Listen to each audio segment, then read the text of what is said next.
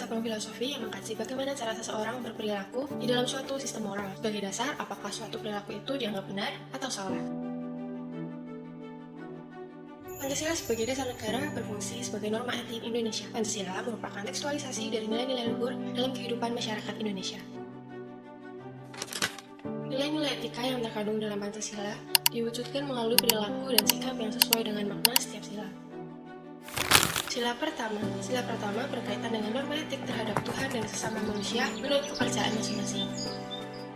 Sila pertama menegaskan bahwa nilai ketuhanan menjadi sumber dari skala etika dan moral yang mengatur hubungan antar manusia secara vertikal maupun horizontal.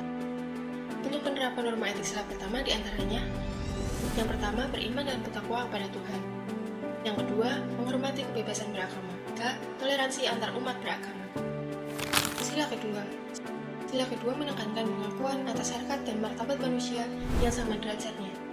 Secara norma etik, sila kedua mengatur bagaimana manusia harus bersikap dengan dilandasi rasa kemanusiaan, kasih sayang, dan tenggang rasa tanpa memandang latar belakang individu.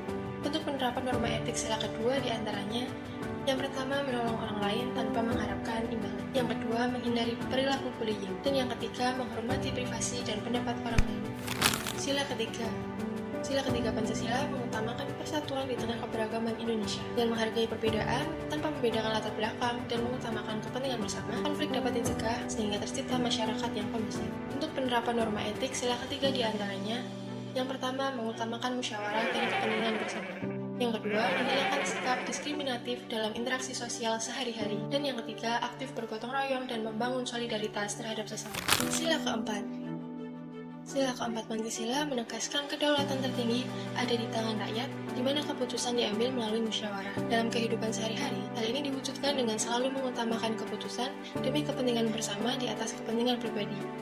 Untuk penerapan norma etik sila keempat diantaranya: yang pertama, mengikuti pemilihan umum. Yang kedua, menghargai dan menerima hasil keputusan bersama. Yang ketiga, tidak memaksakan kehendak kepada orang lain. Yang terakhir, sila kelima Pancasila menekankan keadilan sosial sebagai norma etik, mewujudkan bukan sekedar patuh kepada hukum, melainkan menuntut sikap moral seperti kejujuran, kepedulian, dan tanggung jawab sosial untuk mengutamakan kepentingan umum di atas kepentingan pribadi tanpa merugikan orang lain. Untuk penerapan norma etik sila kelima diantaranya: